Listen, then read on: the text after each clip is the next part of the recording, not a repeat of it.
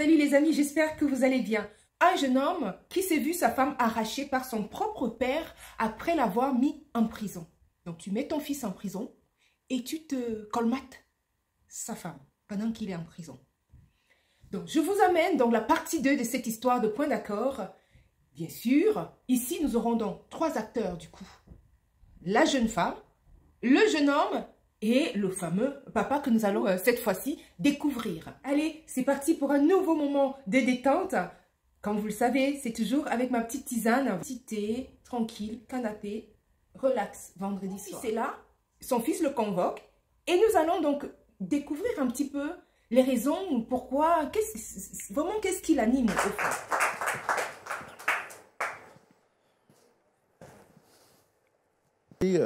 Quel est le sentiment qui vous anime à l'instant précis? Je suis surpris que je sois convoqué ici. Problème au niveau de la famille, il n'a qu'à me contacter. Je suis contacté par l'Église.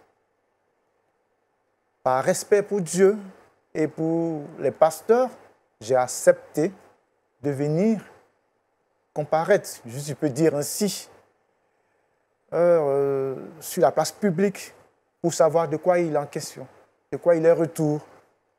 Voilà le but de ma présence. C'est quand la dernière fois où vous l'avez vu physiquement comme ça, de visu? Il y a 9 mois. Il était en prison. Et la dernière fois, quand on s'est vu, malheureusement, c'était dans des situations tendancieuses, je dirais. Mais vas-y, papa, lâche le morceau quand même. Vas-y. S'il te plaît, ne m'interromps pas quand je parle. Une situation tendancieuse et tout fâché, il est parti de la maison. Compte tenu de mes occupations. Mais papa, dis ce que tu as fait. Ce n'est pas le plus important. Non, le plus important, mon, tu es là. Le plus important, c'est de relater les faits. Je pense qu'on va laisser papa s'expliquer. Non, mais papa peut parler. C'est pas pour qu'on tourne autour du pot. D'accord. Il peut aller droit au but. D'accord, je pense qu'on va lui laisser quand même le temps de s'exprimer. Évidemment. Et donc, je disais que dans une situation tendancieuse et douteuse, il s'est emporté, il est parti. Depuis lors, je n'ai pas eu de ses nouvelles. Et compte tenu de ma position sociale et de mes fonctions sur le plan social, étant chef d'entreprise, mais papa, souvent en voyage, dis au frère Roland, qu'est-ce que tu as pu bien faire? Mais je veux savoir, c'est pourquoi on m'a convoqué. Vous êtes un personnage public, oui. Et vous êtes chef d'entreprise, vous êtes entrepreneur. Justement. Alors, c'est votre fils qui vous a sollicité ici sur le plateau. C'est sa deuxième fois d'être ici avec nous. La première fois, c'était à la demande de son épouse pour des faits qu'elle nous avait relatés. Alors, ces faits sont les suivants. Elle nous avait fait savoir que son mari avait été accusé injustement et qu'il aurait été mis en prison injustement. Les faits, les détails des faits ne nous ont pas été relatés, mais ce qu'on sait, c'est que son mari, votre fils, a été mis en prison, condamné à 5 ans de prison, mais qui a été libéré plus tôt. Pendant cette période, elle nous aurait dit que vous avez eu des rapports intimes avec elle. Je pense que c'est à sa demande, là aujourd'hui que vous êtes là, il voudrait comprendre les faits qui ont été donc dits par son épouse. Est-ce que les faits sont avérés ou est-ce que les faits sont juste une accusation? Nous avons trouvé nécessaire de vous convoquer, de vous solliciter sur le plateau pour entendre votre version des faits. Et vu que vous êtes là, je pense qu'il faut également qu'il ait la troisième personne, qui n'est rien d'autre que son épouse. On a fait tout ce qui était à notre pouvoir pour la voir sur ce plateau. Et pasteur, on voudrait la recevoir également pour que l'échange se fasse en famille. Si vous le permettez, bien sûr. Évidemment, je vous le permets. D'accord. Public, exceptionnellement, on va recevoir un troisième invité sur le plateau, sous vos applaudissements.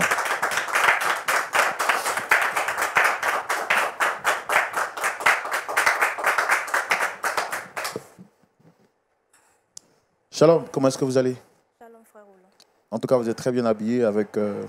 en tout cas, très bien habillé. Très bien, merci. Très bien mise, ça va bien? comme d'habitude. Hein. C'est une belle femme. Alors, monsieur, vous la reconnaissez, la dame juste à côté? Oui, c'est l'épouse de mon fils. Elle se prénomme Mélissa. Je la reconnais très bien. Oui, je la reconnais très bien.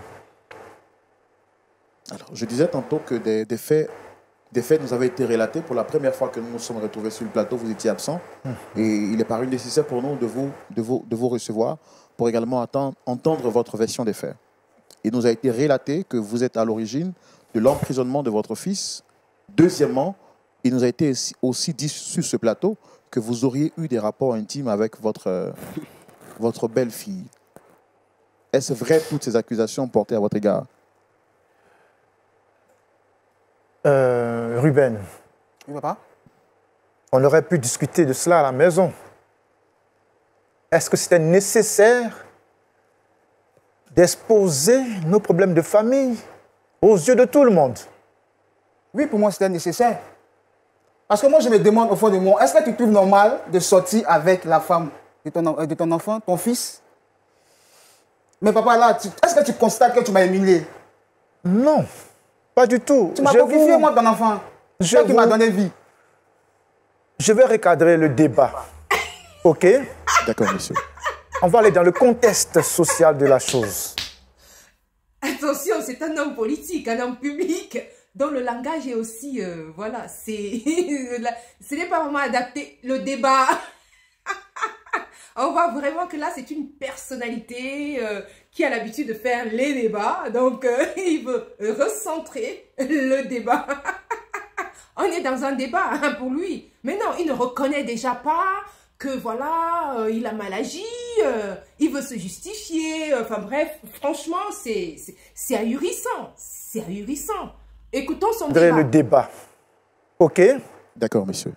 On va aller dans le contexte social de la chose. Voici mon fils qui est là, que j'ai envoyé faire des études en Europe pour pouvoir prendre ma place plus tard à la tête des entreprises. Je l'ai formé, éduqué pour cela. Mais non, monsieur se lève. Mieux, il devient mon concurrent. Il crée une autre entreprise similaire à la mienne et qui, par la suite, me fait perdre des marchés. Pire encore, il s'approprie mes partenaires. Ce qui est inconcevable. Cette même entreprise qu'il a été de combattre, et c'est la même qui va diriger plus tard. Être concurrent de son père et prendre ses partenaires, là aussi quand même, ouais. Pour ce comportement déshonorant. Oui, mais la correction... Il a fallu trouver quelques personnes, ça et là, pour lui mettre de la drogue dans sa voiture. Et sur un coup de fil anonyme, la police l'a interpellé. Ceci étant, il a été jugé et condamné pour 5 ans. Il était en prison. Son entreprise, à son absence, a commencé à battre de l'aile. Il fallait, bien entendu, que je prenne soin de mon petit-fils et de sa femme. Ce que j'ai fait durant son absence. Et mais vous savez que, par moments, la chair est faible. Et... Mais papa, moi, tu me décourages là. Tu me décourages sincèrement. Donc, pour le seul fait que j'ai décidé de ne pas suivre tes traces, tu as commenté tous ces coups bas pour me mêler de ma famille. Quand un enfant... Jusqu'à mettre un délit de drogue sur moi, ton enfant. Quand un enfant décide de ne j'ai pas passé 9 mois en prison, papa, tu trouves cela normal? Non, c'était une correction. Comment c'est une correction? De mon pouvoir, de mon poste d'homme politique, j'ai donné des ordres qu'on ne atteinte pas à ta vie. Donc c'était une correction. Ça te sert de leçon. On ne s'oppose pas à son père. Pire encore, il n'entre pas d'un parti politique opposé au mien pour me défier. Ça ne se fait pas. Il fallait te recadrer. Et c'est ce que j'ai fait. J'assume pleinement ce que j'ai fait. Et donc je disais, pour revenir à l'histoire, qu'il fallait bien s'occuper de Mélissa et de mon petit-fils. Il a gâté sa femme en lui offrant des bijoux, un confort de luxe. Et le peu d'argent qu'il avait laissé commençait à tarir. Il n'y a plus de revenus. Et donc, il fallait faire face aux besoins. Et donc, par moments, dans mes virées nocturnes, après les réunions, je passais souvent de temps à la maison et à la chambre d'amis. Et donc, par moments, je profitais pour dormir. Et le vin aidant, j'ai commencé à avoir des pulsions sexuelles pour ma belle-fille. Ah bon? Et c'est en cela que tu es sorti avec ma femme? Je ne dirais pas ça, c'est juste pour combler le devoir que tu ne pouvais pas accomplir. Mais papa, tu n'es pas moi quand même. Mais non, c'est un devoir pour moi de prendre soin de l'enfant et de ta femme. Dans tous les sens du terme. Hein. Imaginez un seul instant. Même au lit, hein. Prends soin. Et pour les charges fixes de la maison, elle aurait pu aller se prostituer dehors. Et c'est encore plus scandaleux pour mon image. Mais papa, tu pouvais quand même aider ma femme sans sortir avec elle. Mais non, la chair est faible. Mais comment ça, la chair est faible? Donc là, ça se passe en famille, donc tout va bien. Ce serait plus scandaleux que ça se passe à l'extérieur, donc au vu et au su de tout le monde, comme c'est une personnalité. Donc, ce serait vraiment humiliant pour lui d'entendre que sa belle-fille est en train de sortir avec un tel. Donc, vaut mieux que lui-même, il assume son rôle. Voilà. Pas prémédité. Oh là là, mon Dieu, c'est vraiment, on est arrivé à un niveau. Hein. C'est terrible, hein, quand même. Hein. On rigole, mais franchement, c'est ahurissant. Il fallait bien l'accomplir. Si je l'ai fait dans tous les sens. Ah bon, voilà. Dans tous les sens? Voilà, j'ai assumé mes fonctions dans tous les sens. En humiliant ton fils, en cocufiant ton enfant. Non, je t'ai pas humilié. Mais je ne peux pas me calmer, chérie. Moi, tu m'as déçu. Non, j'assumais mes devoirs, c'est tout. Alors, ce que moi je voudrais vous demander, je voudrais demander à mon très cher ami Ruben de se calmer. Est-ce que vous avez... C'est incroyable quand même. Hein. C'est incroyable. C'est incroyable. Vous avez caché son Il n'a aucun regret. Il assume ses devoirs qu'il a fait jusqu'au bout, jusqu'à aller coucher avec sa belle-fille. Est-ce que votre fils était obligé de suivre, de marcher dans vos bottes? N'est-ce pas qu'un père est très fier quand il voit son fils se développer de ses propres ailes? Mais pas être mon concurrent. Mais papa, il pouvait créer une autre activité qui encore va grandir l'entreprise familiale. Mais pas être mon concurrent. Mais papa, tu oublies que c'est toi-même qui m'as mis dans oui, j'étais formé pour que tu puisses diriger l'entreprise et pas la faire tomber. Mais papa, tu peux quand même comprendre que moi, ton enfant, je ne suis pas obligé de marcher selon tes pas. Je ne suis pas quand même obligé de marcher selon tes pas. Mais tu as toujours besoin de ma bénédiction. Mais papa, il y a mes soeurs qui sont là. Oui, mais c'est des femmes. Après, ils vont aller porter d'autres personnes. Ils vont violer les positions sociales.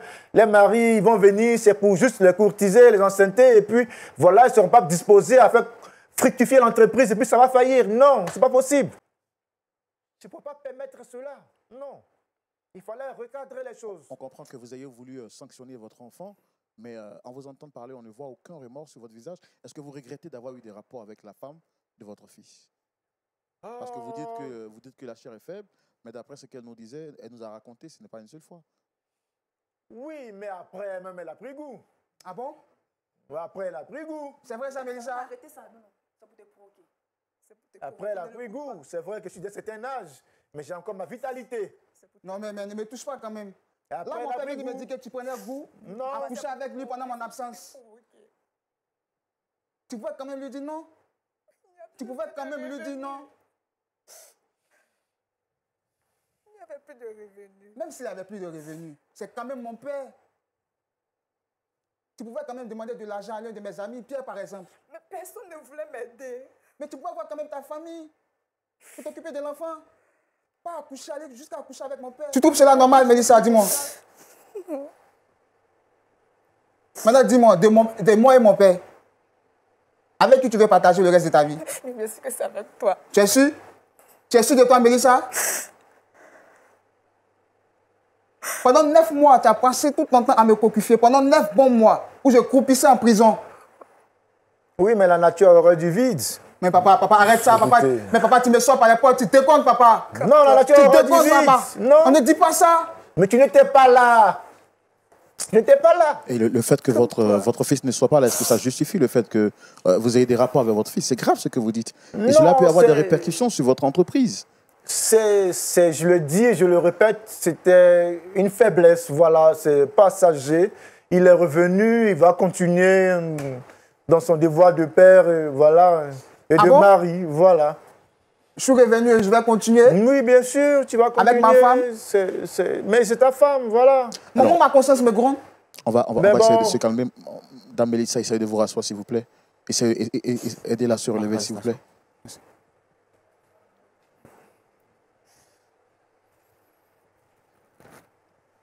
Je comprends que vous soyez sous le choc, Mme Mélissa.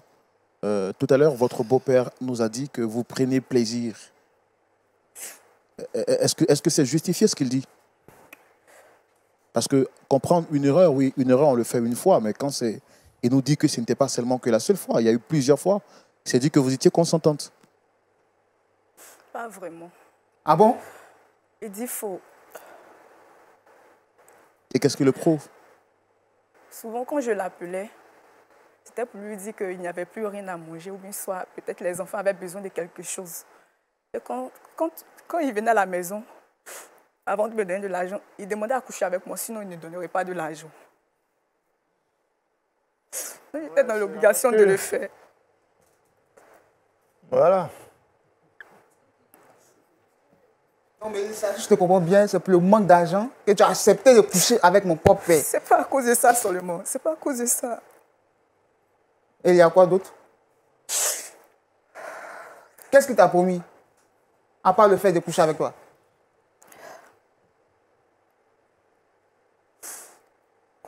Quand tu es allé en prison, ils avaient tout saisi. Parce que ils disaient que c'était grâce à l'argent de la drogue que tu avais acheté la maison, les trucs et autres. Donc, ils avaient saisi. Il m'a dit,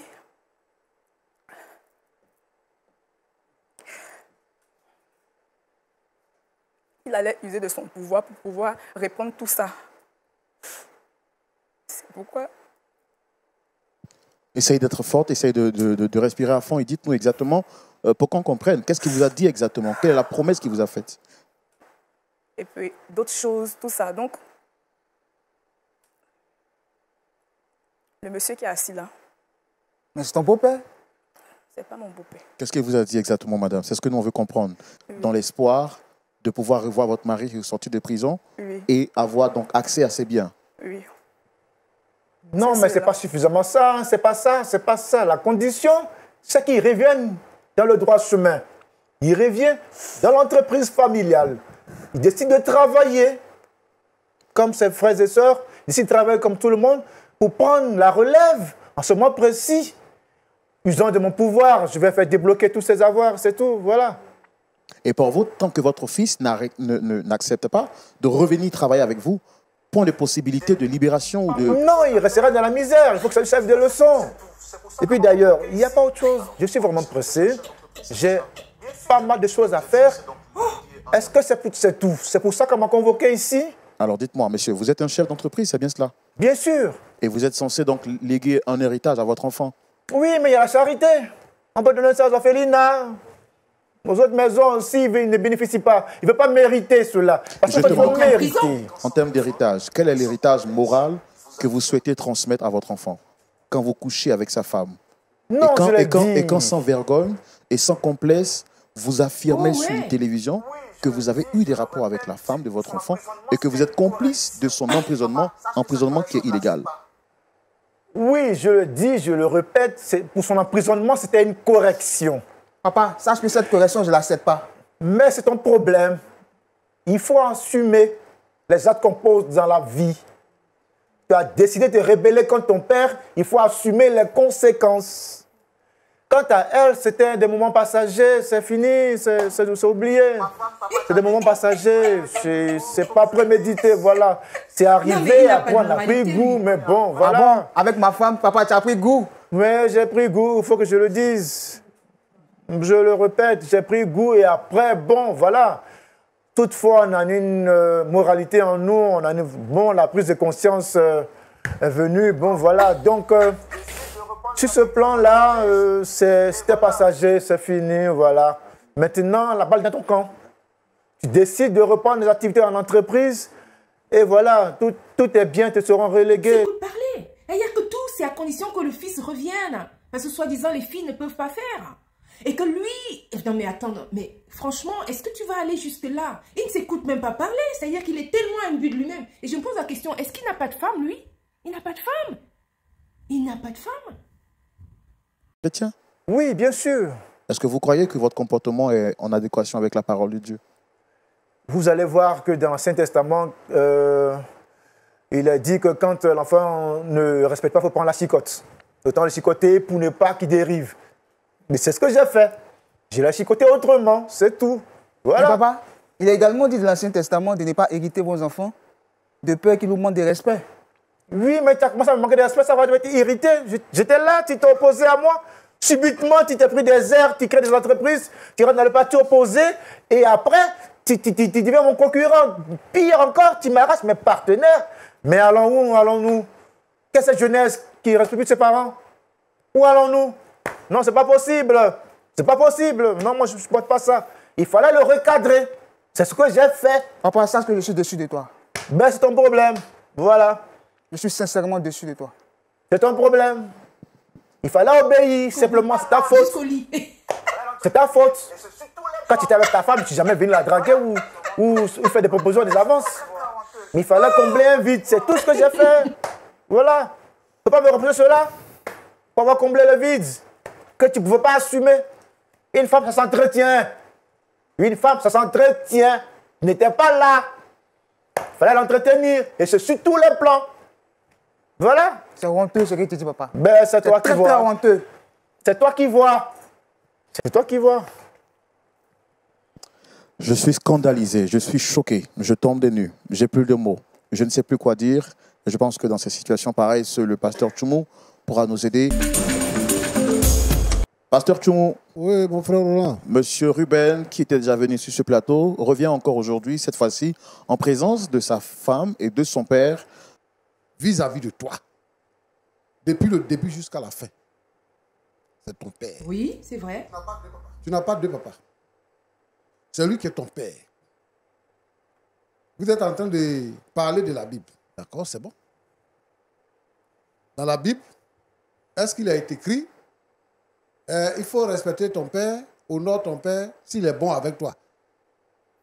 Est-ce que c'est ce qui est écrit? La Bible dit honore ton père et ta mère. Point.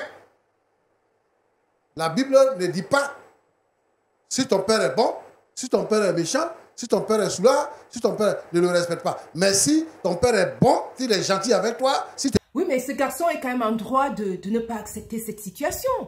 Oui, d'accord, on doit honorer son père et sa mère, mais il n'y a pas de condition. Mais si c'est continuel, si c'est perpétuel, jusqu'où ça va aller? Jusqu'où? Vous savez que tu vas aller te noyer à cause d'un père. Tu dois mettre des distances à un moment donné. Parce que ta vie en dépend. Parce que là, la vie de ce garçon en dépend. Imaginez-vous un seul instant. C'est quoi le prochain coup? C'est la mort? C'est quoi le prochain coup de ce monsieur vis-à-vis de son propre fils? Est-ce que c'est la mort? Donc, le fils doit toujours faire comme si... Non, tu l'honores, mais à distance. Tu l'honores, mais à distance pour ta propre vie, pour te protéger. Tu ne peux pas. Tu ne peux pas. En plus, pire, il ne reconnaît pas. Pire, il l'assume fièrement. Et donc, toi, tu dois toujours continuer là. Non, attends, jusqu'où? En tout cas, ça, c'est point d'interrogation quand même. Pasteur Tchoumou, je vous aime. Vous dites toujours, vous êtes pasteur sagesse, mais là, il y a quand même un bémol quand même. On doit pouvoir se protéger quand même. Parce que c'est un phénomène. C'est quoi le prochain coup? C'est la mort. C'est la mort. Et donc, attends, au risque de ta vie, si tu peux mettre ton fils en prison parce qu'il ne t'honore pas, juste parce qu'il ne t'obéit pas. Attends, c'est quand même beaucoup trop comme punition. Donc moi, ce que je te demande, c'est que ta femme t'a trompé avec ton père. Oui, il doit pardonner. Mais mettre les distances. Il a ses raisons. On viendra là-dessus après. Mais pardonne à ta femme et pardonne à ton père. Dans la vie, là, il y a des problèmes qu'on rencontre. Il y a des choses qu'on sait. Il y a des choses qu'on ne peut jamais savoir. On va aller dans la tombe avec ça. Elle était seule. Il n'y avait personne pour l'aider. Ni tes parents, ni ses parents, ni tes amis, ni l'église. Personne pour l'aider. Elle était seule à la maison. Tu es parti en prison pour 5 ans. Le monsieur, il vient là-bas. Il la menace. Il fait tout. Elle n'a pas un endroit où aller. Femme, si tu aimes ton mari, si tu es chrétienne, quelles que soient les pressions qui vont venir, je vois qu'il a, si tu es à la maison, tu boucles les portes. Et il ne peut pas avoir accès à toi. Il y a des femmes, Roland, c'est-à-dire que les femmes là, quand elles sont là, la solution de leurs problèmes, c'est l'argent des garçons. Donc, elles sont capables de se donner à n'importe qui. Même s'il ressemble à un singe. Elles sont capables. Parce que c'est l'argent des garçons et regarde. Oh, on peut avoir l'argent. Je veux décourager toutes les jeunes filles, toutes les femmes qui pensent que on peut prendre des raccourcis, tromper son mari, avoir des rapports sexuels avec des gens ça et là pour pouvoir subvenir à leurs besoins. C'est une fausse idée. L'image que la civilisation nous apporte. Ouais. Des hommes éduqués qui sont partis à l'école, qui sont devenus des hommes responsables dans la société, qu'on respecte. Lorsqu'on a des manifestations, on s'en va les chercher pour venir parrainer nos cérémonies. Des gens à qui on peut se référer. Des gens à qui on confie la destinée de notre pays. Voici des gens comme ça. Comment un père, tu imagines que moi, je vais coucher avec la femme de mon fils. Comment un père, un directeur de société, un responsable, qui dit que mon fils m'a désobéi. Donc parce qu'il m'a désobéi, je voulais lui faire la leçon. Ça, c'est quelle leçon? Un père qui est pervers, immoral. Non, mon frère, tu n'as aucun mérite. Ah, c'est vous qui le dites. Et toi, tu as besoin d'aller en prison. Comment tu peux coucher avec la femme de ton fils? Tu n'as pas de femme? Toi, tu as l'argent. Toutes les femmes que tu veux dans le pays ici, là, tu vas les conquérir pour les avoir. Mais tu viens coucher avec la femme de ton fils. Roland te demandait tout à l'heure, c'est quel héritage moral que tu vas laisser à ton fils. Et tu penses que c'est quelque chose qui va passer comme ça? Dieu qui est là, Dieu là, il venge ses enfants. Hein? L'enfant est meurtri. L'enfant est meurtri. Ça te plaît? Celui qui voit. En plus, il n'a même pas de remords. Bon, maintenant, comment tu veux que ton fils travaille avec toi? Mais qui viennent travailler comme tous les autres employés. Mais qui viennent travailler. Regarde, pardon. Il faut laisser l'enfant tranquille. Mon petit, Oui, papa. il faut laisser ton père. Il ne faut pas désobéir à ton père. Voilà. Prends ta femme et construis ta vie. Si ton père dit que tu es devenu son concurrent là, déplace-toi. Il y a beaucoup de villes dans ce pays. Va dans une autre ville, construis ta vie. Parce que tu vas mourir pour ne rien. Quelqu'un qui est capable de coucher avec ta femme, qui est capable de te mettre en prison, s'il veut te tuer, va te tuer. Donc moi, je pense que il faut que tu sois prudent. Mais ta femme, là, elle n'est pas en partie responsable de ce qui est arrivé. Il faut lui pardonner. Tu voulais entendre la version de ton père. C'est Bien exact. entendu. C'est suffisant. Que Dieu te bénisse. Merci, papa. Merci beaucoup. Merci beaucoup, Pasteur Tchoumou. Comment est-ce que vous vous sentez après les paroles du Pasteur Tchoumou? Rapidement, en 1 minute. Je me sens réconforté. Et puis, je vais mettre en pratique les conseils de papa, du pasteur Tchoumou. Vous avez mal, je vous vois en train de couler des larmes. J'ai mal au l'acte qu'a posé mon père. Mais ma femme, je ne vais pas la rejeter. Tout simplement parce que ça fait bien longtemps qu'ils nous sommes mariés ensemble. Et nous avons un être cher en commun, qui est notre fils, qui a à peine 2 ans. Alors, pour ça, je vais garder ma femme. Et puis bon, essayer de me bâtir un autre avenir. Vous avez entendu ce que votre père a dit. Il dit qu'il souhaite que vous reveniez pour bâtir l'empire qu'il est en train de construire. Ça ne sera pas possible. Je me considérais comme son esclave, au fait. Et avec cette histoire, moi, je crains que si je revienne encore entre ses jupons, qu'il me fasse encore plus mal. En tant que père, je reste sur ma décision. Je suis ferme sur ma décision. Le droit chemin, c'est de revenir dans l'entreprise familiale. Tout cet effort qu'il fera à vouloir construire des choses, c'est déjà bâti. Il y a autre chose que c'est déjà bâtir pour venir plutôt fructifier l'entreprise. Voilà, c'est tout. Je le dis, je le répète. Peut-être que consciemment, j'aurais carrément régné. C'est pour ça que j'ai dû avoir la pulsion pour sa femme, c'est tout. Sinon, consciemment, quelqu'un que tu aimes, qui est ton propre sang, qui est ta chair, qui fait ta volonté, mais tu ne peux pas avoir de tels comportements. C'est juste simplement que dans mon subconscient, j'ai dû le régner. Voilà. Et donc, je ne voyais plus Mélissa comme son épouse, mais comme une femme qui était là. C'est pour ça que je me suis laissé aller. Mais je le dis, je le répète. Est-ce que vous regrettez ça? Est-ce que vous regrettez ça? Oh, j'ai un regret, comme je dis. C'était pas prémédité. Donc, c'est pas un regret. C'est passager. On ne revient plus là-dessus. La chair est faible, voilà. C'était vraiment passager. Et comme il décide de voler ses propres ailes, bon vent, mon Dieu, qu'il reparte à zéro, on dit il y a un Dieu sur la terre. Je suppose qu'il va le venir encore en aide pour qu'il puisse reconstruire ce qu'il pense avoir perdu. Mais ça, c'est risque et péril, voilà. Risque et péril. Oh, c'est à ces risques et périls.